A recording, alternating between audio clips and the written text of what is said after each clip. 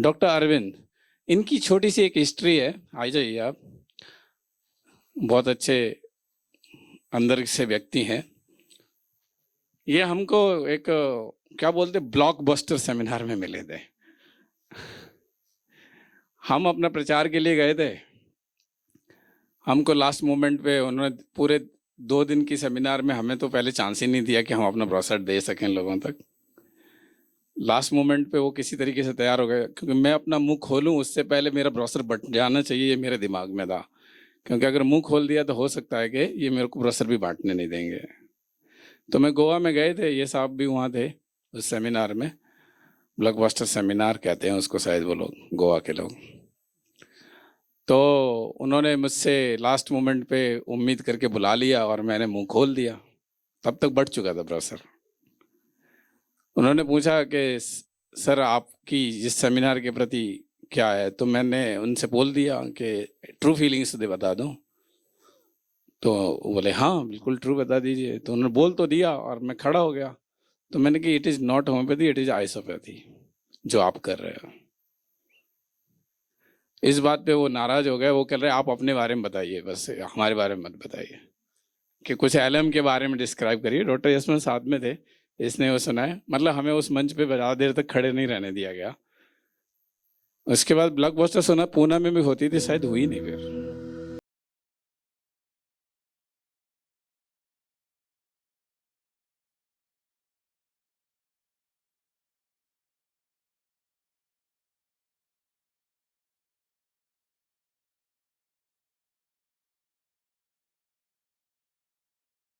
इसने मुझे personally access किया था वहाँ पे, थोड़ा सा कुछ जानने की कोशिश की थी। तो वो क्वेश्चंस के इम्पैक्ट रह गए और वो बाद में कोचिंग ज्वाइन कर लिया। जब हम होम्योपैथी सीखना चाहते हैं तो जहाँ भी जो भी सेमिनार वेबिनार हम पहुँचते रहते हैं, तो सर से मैं मिला और सर से 5-10 मिनट ही बात हुआ होगा। तो सर ने, मैं बोला सर मैं आपके पास आऊँगा सीखने के लिए। तो उसके 1 साल बाद मैंने सर को ज्वाइन किया। और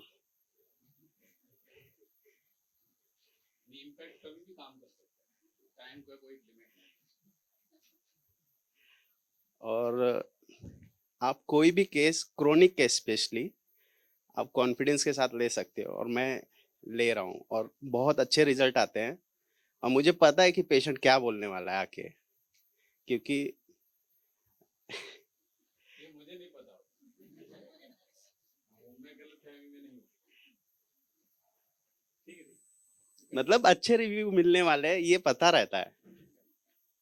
और पेशेंट से बात करने का जो कॉन्फिडेंस है वो हमको आ जाता है कि आप ठीक हो जाओगे, टेंशन मत लो, क्योंकि आपने केस अच्छे से लिया है, उसको प्रोसेस अच्छे से किया है, रेमेडी आपने अच्छे से दी है।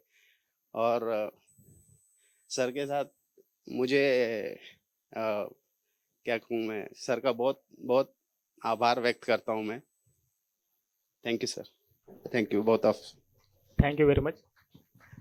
Thank you doctor Arvind. मैं बोलूँ ना, ये इमोशनली अटैच हो गया था, इसलिए फंस गया। ये बीच बीच में फ़ोन करता रहता था, तो बीच बीच में क्वेश्चंस के आंसर देने के में ये फंस गया। ये ट्रैप मछली है, अब यहाँ आ गई तो कैसे के बोले। बट मैं एक बात कहता हूँ, मैंने एक इंटेंशन रखा है बहुत क्लियर स्टार्ट से। मुझे नहीं पता है मैं इसको कितना अचीव करूँगा लाइफ में, बट एक बहुत क्लियर इंटेंशन है। जितना है उतना ईमानदारी से दे दो। लोग ले पाएंगे या नहीं ले पाएंगे वो मुझे नहीं पता है, क्योंकि ये पात्रता खुद की भी वैरी कर जाती है कभी कभी। क्योंकि सब कुछ सामान दे दो फिर भी सब सामान ले नहीं पाते, क्योंकि खुद की पात्रता हिंडर्स करती है। क्योंकि पुरानी मेमोरीज, पुरानी हैबिटेट, आपकी प्रैक्टिस बीच बीच में आके आपको कहती नहीं नहीं ये तो पल्सेटल है, दे दो, है ना। लगता है ना, इतने दिन से याद रखी हमने, कॉलेज में एग्जाम टाइम पे लिखी उसकी गाइडिंग सिम्टम्स। आप कैसे ना, अब जिंकम आ भी रही हो तो क्यों, जिंकम तो हमने कभी देखी नहीं, जिंकम की तो पिक्चर ही नहीं है पता, पर हैनीमैन सर के सिस्टम में डाल के जिंकम निकल आती है, कैसे हो रहा है। तो देने को मन नहीं करता, क्योंकि वो पहले से सल्फर दिमाग में बैठी हुई है, पहले से पल्सेटल दिमाग में बैठी हुई है। वो तब जब वो काम ना करे तब सोचते चलो जिंकम देख के देखते हैं।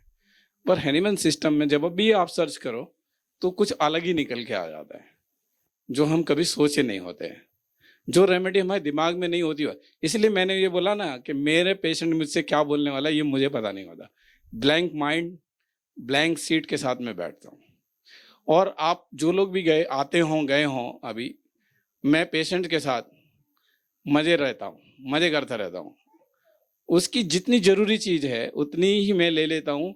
कभी कभी ये लगता है लोगों को, ये तो सर हंसी मजाक क्यों कर रहे हैं, पेशेंट इतना सीरियस है और सर मजाक कर रहे हैं। हमें उसकी पर्सनल लाइफ और इमोशन से ज़्यादा लेना देना होता नहीं है, क्योंकि इमोशंस अफेक्ट होते ही हैं। अगर आप पीड़ित हैं, दुख रहा है कहीं, तो इमोशनली आप अफेक्ट होने ही वाले हैं। This is the influence part. पहले अफेक्टेड पार्ट ढूंढने के लिए कोशिश करता रहता हूँ, इसलिए मैं उसको इधर उधर घुमाता हूँ, इधर उधर बातें करता हूँ। मैं उसे फोकस करने की कोशिश करता हूँ कि तुम वहीं पे आ जाओ जो दुख रहा है, और उतनी सी बात तुम अगर ठीक से बता दो फिर मैं बाकी की बातें कंसिडर कर लूंगा। तो हमें अपने पेशेंट की उस बात पर लेके आना अगर हमने सीख लिया, जो बीमार है जितना पार्ट, तो बाकी इन्फ्लुएंस पार्ट तो है ही। अभी किसी का अगर कमर दुख रहा है तो ऑफिस नहीं जाएगा, ऑफिस नहीं जाएगा तो पेमेंट नहीं मिलेगी, पेमेंट नहीं मिलेगी तो लॉस हो जाएगा, फियर पॉवर्टी हो जाएगी तो ब्राइनिया आ जाएगी, सल्फर आ जाएगी। ये सब आगे की बातें हैं, पर इस बात पे फोकस करो। पर उससे पहले घुटना कौन सा दुख रहा है ये ध्यान रखो। हाँ, राइट का है, कौन से टाइम पे दुख रहा है, क्या करने पे दुख रहा है, पहले ये तो पता कर लो।